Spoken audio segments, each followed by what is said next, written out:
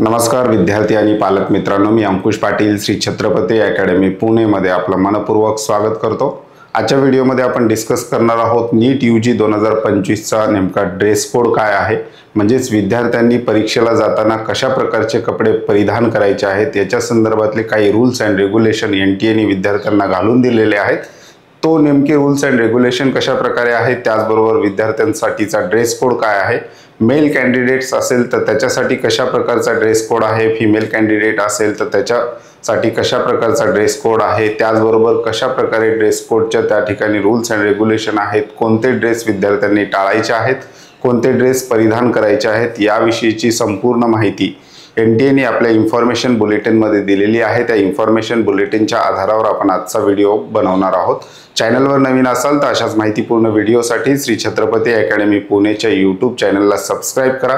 त्याचबरोबर अशाच प्रकारचे महत्त्वाचे अपडेट्स तुम्हाला तुमच्या व्हॉट्सअपवर हवे असतील तर डिस्क्रिप्शन बॉक्समध्ये आमच्या व्हॉट्सअप ग्रुपची सुद्धा लिंक दिलेली आहे। त्या लिंकवर क्लिक करून तुम्ही सहज आमच्या व्हॉट्सअप ग्रुपला सुद्धा जॉईन होऊ शकता। व्हिडिओला आपण सुरुवात करूयात। व्हिडिओचा टॉपिक आहे नीट यूजी 2025 ड्रेस कोड। एनटीएच्या इन्फॉर्मेशन बुलेटिनमध्ये आपल्याला ह्या ड्रेस कोड विषयी काही त्या ठिकाणी उल्लेख आढळतात। कशा प्रकारचा ड्रेस कोड विद्यार्थ्यांनी त्या ठिकाणी टाळायला पाहिजे, कशा प्रकारचा ड्रेस कोड त्या ठिकाणी परीक्षेला जाताना विद्यार्थ्यांनी परिधान करायला पाहिजे ते आपण डिटेल पाहूयात। इन्फॉर्मेशन बुलेटिन जर आपण बघितलं तर एनटीएचं त्याच्यामध्ये काय माहिती दिलेली आहे ड्रेस कोड बद्दल। The candidate are instructed to follow the following dress code, म्हणजेच विद्यार्थ्यांनी खालील प्रकारसाठीचा जो काही ड्रेस कोड दिलेला आहे तो विद्यार्थ्यांनी त्या ठिकाणी फॉलो करायचा आहे असं एनटीए मार्फत सांगितलेलं आहे। काय सांगितलेलं आहे, heavy clothes and long sleeves are not permitted, म्हणजेच जे काही जाडसर वस्त्र आहेत ज्याला आपण म्हणतो, किंवा लॉंग स्लीव्स म्हणजे लांब बाह्याचे जे काही ड्रेस आहेत विद्यार्थ्यांनी ते टाळायचे आहेत। म्हणजे जाडसर वस्त्र म्हणजे हेवी क्लॉथ्स म्हणजे काय, स्वेटर असेल, जॅकेट असेल, डेनिमचे जॅकेट असतील, अशा प्रकारचे हेवी क्लॉथ्स विद्यार्थ्यांनी टाळायचे आहेत। त्याचबरोबर ज्या ड्रेसची स्लीव्स लॉंग आहेत म्हणजेच लांब बाह्या आहेत, लांब बाह्याचे ड्रेस विद्यार्थ्यांनी टाळायचे आहेत। हाफ स्लीव्स ड्रेस विद्यार्थ्यांनी त्या ठिकाणी परिधान करायचा आहे। In case candidate come in cultural customary dress at the examination center, they should report at least an hour before the last reporting time, that is 12:30। म्हणजेच असे काही विद्यार्थी आहेत ज्यांचे रिलीजियस ड्रेस कोड आहेत, म्हणजे त्याच्यामध्ये सिख कॅन्डिडेट येतात ज्यांच्याकडे पगडी आहे, टर्बन आहे, त्याचबरोबर मुस्लिम फिमेल कॅन्डिडेट असेल तर हिजाब किंवा ज्याला आपण बुरखा म्हणतो ते जर त्यांना घालायचं असेल तशा प्रकारचा उल्लेख त्यांनी नीटचा फॉर्म भरत असताना केलेला असेल, ते घालून त्यांना परीक्षा द्यायची असेल तर अशा विद्यार्थ्यांना 1 तास आधी रिपोर्टिंग करायला त्या ठिकाणी सांगितलेलं आहे। अशा प्रकारच्या काही सूचना ड्रेस कोडच्या एनटीएच्या इन्फॉर्मेशन बुलेटिनमध्ये आपल्याला पाहायला मिळतात। आता नेमकं मेल कॅन्डिडेटसाठी कशा प्रकारचा ड्रेस कोड आहे, फिमेल कॅन्डिडेटसाठी कशा प्रकारचा ड्रेस कोड आहे ते सुद्धा आपण डिटेल या ठिकाणी पाहणार आहोत। सुरुवात करूयात फॉर मेल कॅन्डिडेट पासून। मेल कॅन्डिडेटनी कशा प्रकारचा आपला ड्रेसिंग त्या ठिकाणी परीक्षेच्या दिवशी ठेवायचा आहे किंवा परीक्षेला त्या ठिकाणी जायचं आहे, कारण त्या ठिकाणी मेटल डिटेक्टर मशीन त्याचबरोबर मॅन्युअली सुद्धा विद्यार्थ्यांना चेक केलं जातं आणि त्या ठिकाणी विद्यार्थ्यांचा बराचसा वेळ या चेकिंगमध्ये जाऊ शकतो। विद्यार्थ्यांनी जर ड्रेस कोड थोडासा जरी वेगळा केला किंवा त्यांच्या नजरेमध्ये संशय उत्पन्न होईल अशा प्रकारचा कशाही प्रकारचा ड्रेस कोड विद्यार्थ्यांनी त्या ठिकाणी परिधान केला तर विद्यार्थ्यांना त्या ठिकाणी चेकिंगला जास्त वेळ जाऊन त्या ठिकाणी विद्यार्थ्याच्या त्या दिवशीच्या मानसिकतेवर परिणाम होऊ शकतो। त्यामुळे विद्यार्थ्यांनी अगदी लाईट ड्रेस किंवा एकदम सिंपल ड्रेस ज्याच्यावर कोणाचाही संशय जाणार नाही किंवा या विद्यार्थ्यांकडे चीटिंग असेल असं त्यांना वाटणार नाही अशा प्रकारचा सिंपल ड्रेस विद्यार्थ्यांनी त्या ठिकाणी ठेवायचा आहे। तरी एनटीएच्या काय महत्त्वाच्या सूचना आहेत, अलाउड कशा प्रकारे आहे मेल कॅन्डिडेटसाठी जेव्हा आपण विचार करतो तो काय अलाउड आहे मेल कॅन्डिडेटसाठी, तर आता आपण पाहूयात। लाईट हाफ स्लीव शर्ट्स किंवा टी शर्ट, म्हणजेच लाईट एकदम भडक रंग असेल किंवा त्याच्यावर डिझाईन असेल किंवा त्याच्यावर खड्यांची डिझाईन केलेली असेल, 2-4 कलरचा मिक्स ड्रेस असेल अशा प्रकारचा ड्रेस विद्यार्थ्यांनी टाळायचा आहे। एकदम लाईट प्लेन शर्ट असेल ते अतिउत्तम, तर light half sleeve T shirt असेल किंवा शर्ट असेल तर मेल कॅन्डिडेट तो परिधान करू शकतो। त्याचबरोबर सँडल्स किंवा स्लीपर्स म्हणजे पायामध्ये विद्यार्थ्यांनी शूज घालायचा नाही, म्हणजे तुमचा पूर्ण पाय झाकला जाईल अशा प्रकारची कुठलाही चप्पल किंवा तशा प्रकारचा कुठलाही शूज मुलांनी टाळायचा आहे असं सांगितलेलं आहे। टर्बन्स फॉर सिक्स हे अलाउड आहे, सिख कॅन्डिडेट असेल तर तो करू शकतो। ट्राउझर्स नॉन डेनिम म्हणजे ट्राउझर्स ज्याला आपण ग्रामीण भाषेमध्ये नाईट पॅन्ट जे म्हणतो ना ते त्या ठिकाणी चालणार आहे. नॉन डेनिम म्हणजे जीन्सचा प्रकार त्याच्यामध्ये टाळायचा आहे. एकदम सिंपल लाईट ट्रॅक पॅन्ट आपला जो असतो तो घालून विद्यार्थ्यांनी जायचा आहे. त्याला जास्त जीप असू नये किंवा त्याला जास्त खिसे सुद्धा असू नये, त्याचबरोबर त्याला मेटल सुद्धा त्या पॅन्टला जास्त असू नयेत, अशा प्रकारचा सिंपल ट्राउझर विद्यार्थ्यांनी त्या ठिकाणी परिधान करून एक्झामला जायचं आहे. आणि जर तुम्हाला चष्मा असेल तर transparent clear frame prescription glasses म्हणजे डॉक्टरच्या प्रिस्क्रिप्शन नुसार तुम्हाला जर चष्मा लागला असेल तर तो अलाउड आहे. ट्रान्सपरंट ग्लास त्याचा असला पाहिजे, ते सुद्धा मेटलचा जास्त असू नये किंवा एकदम ब्लॅक कलर गॉगल टाईप तुमचा चष्मा असू नये असं सुद्धा NTA ने त्या ठिकाणी सांगितलेलं आहे. आता मेल कॅन्डिडेटसाठी कशा प्रकारचा ड्रेस अलाउड नाही आहे ते आपण बघूया. Heavy metallic watches should not be warn म्हणजेच तुम्हाला वॉच अलाउड नाही आहे. एक्झाममध्ये तुम्ही घड्याळ घालून जाऊ शकत नाही.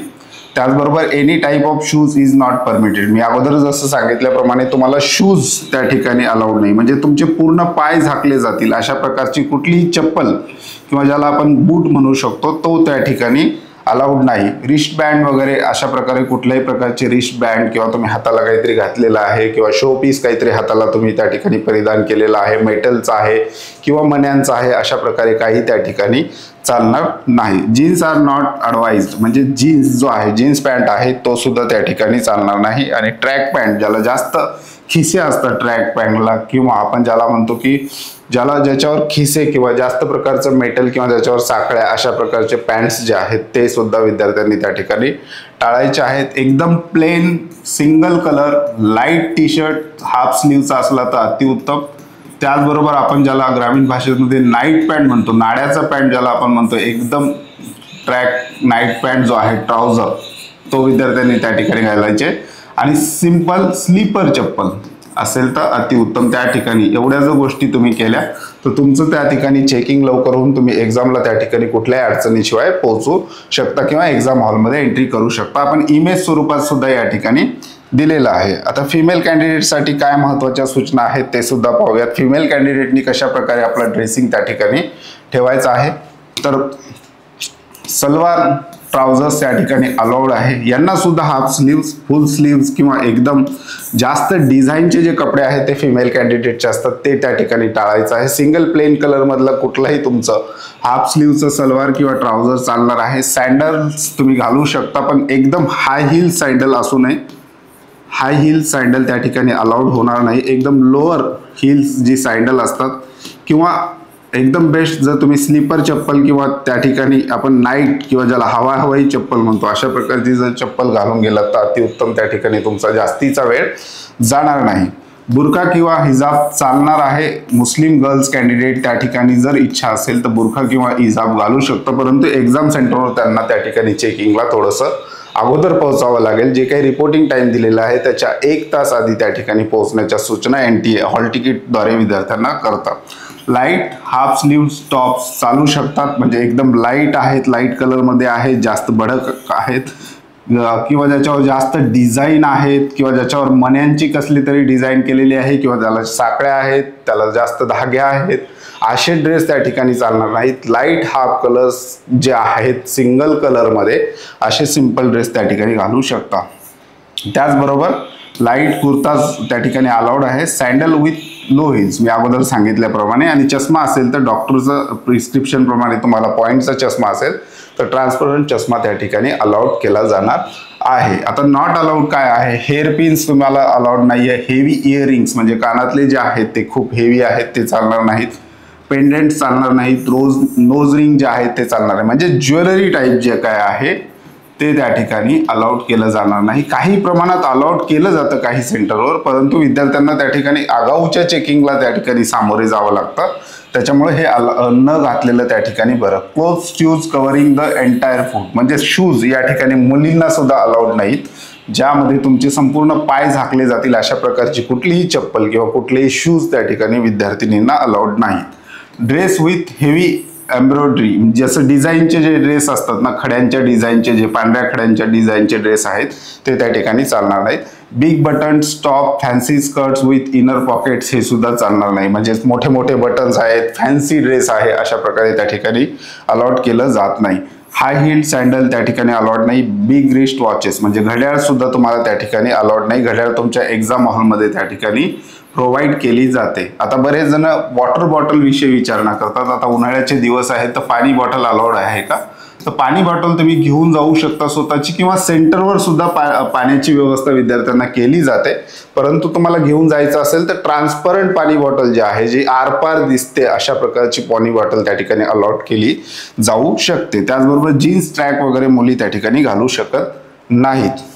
पुढची स्लाइड आपण पाहूयात की कस्टमरी ड्रेस म्हणजे काय, की काही कस्टमरी ड्रेस त्या ठिकाणी अलाउड आहेत. मी अगोदर सांगितले म्हणजे जे विद्यार्थी शीख समुदायामधले आहेत किंवा रिलिजननी शीख आहेत त्यांना पगडी घालायची असेल तर त्या ठिकाणी अलाउ केलं जातं. पगडी तुम्ही घालून जाऊ शकता. त्याचबरोबर टर्बन्स असतील रिलिजियस, हे सुद्धा त्या ठिकाणी अलाउड केलं जातं. आणि मुस्लिम कॅन्डिडेटमध्ये विशेषतः गर्ल्स कॅन्डिडेट असेल त्यांना बुरखा परिधान करून एक्झामला जायचं असेल तर ते जाऊ शकतात. परंतु यांना रिपोर्टिंग जे आहे सेंटरवर ती इतर विद्यार्थ्यांपेक्षा थोडंसं अगोदर करायला NTA कडून सांगितलं जातं. अशा प्रकारच्या सूचना ज्या आहेत विद्यार्थ्यांच्या ॲडमिट कार्डवर दिल्या जातात. तर एक अशा प्रकारचं थोडक्यात आपण जो काही ड्रेस कोड आहे नीटचा तो सांगितलेला आहे. एकदम सिंपल टी शर्ट असेल हाफ स्लीवचा, एकदम बेस्ट सिंगल कलरमध्ये. त्याचबरोबर आपला नाईट पॅन्ट जो असतो सोप्या भाषेमध्ये, ज्याला नाड्याचा पॅन्ट जो असतो सोप्या भाषेमध्ये, तो विद्यार्थ्यांनी घ्यायचा. आणि स्लीपर चप्पल किंवा ज्याला आपण हवाई चप्पल अशा प्रकारे म्हणतो, तर ती जर विद्यार्थ्यांनी आतापासून तयारी केली तर एक्झामला चेकिंगला त्या ठिकाणी जास्त वेळ जाणार नाही. बरेचशा विद्यार्थ्यांच्या ड्रेसकडे बघून त्या ठिकाणी NTAच्या ऑफिसरला डाऊट येतो आणि ते त्यांना चेकिंगला बोलवतात. आणि चेकिंगला बोलवल्यानंतर विद्यार्थी घाबरून जातो आणि संपूर्ण पेपरवर त्याचा परिणाम त्या ठिकाणी होतो. कारण मानसिकता सुरुवातीलाच विद्यार्थ्यांची त्या ठिकाणी खराब झालेली असते. त्यामुळे ह्या गोष्टी टाळायच्या असतील तर विद्यार्थ्यांनी जे काही NTAने ठरवून दिलेलं आहे त्याच्यापेक्षाही सिंपल ड्रेसिंग आपण कशा प्रकारे करू शकतो याकडे विद्यार्थ्यांनी लक्ष द्यायचं आहे. आता यानंतर NTAच्या इन्फॉर्मेशन बुलेटिनमध्ये आणखी एक महत्त्वाचं टॉपिक त्या ठिकाणी इन्क्लूड केलेलं आहे, बार्ड आयटम. म्हणजे एक्झामला कुठल्या दुसऱ्या वस्तू विद्यार्थी घेऊन जाऊ शकत नाही. ते बार्ड आयटम आपण नेक्स्ट व्हिडिओमध्ये विद्यार्थ्यांसोबत डिस्कस करणार आहोत. चॅनलवर नवीन असाल तर अशाच माहितीपूर्ण व्हिडिओसाठी श्री छत्रपती अकॅडमी पुणेच्या यूट्यूब चॅनलला सबस्क्राईब करा. आमच्या ऑनलाईन आणि ऑफलाईन पेड काउन्सिलिंग सर्व्हिस विषयी अधिक माहिती पाहिजे असेल तर डिस्क्रिप्शन बॉक्समध्ये आमचे कॉन्टॅक्ट नंबर त्याचबरोबर आमचा ॲड्रेस दिलेला आहे. त्या नंबरला कॉल किंवा मेसेज करून तुम्ही आमच्या पेड काउन्सिलिंग सर्व्हिस विषयी अधिक माहिती घेऊ शकता. तुर्तास आजच्या व्हिडिओमध्ये आपण इथेच थांबतोय. पुन्हा भेटूयात आणखी एका नव्या आणि माहितीपूर्ण व्हिडिओमध्ये. धन्यवाद.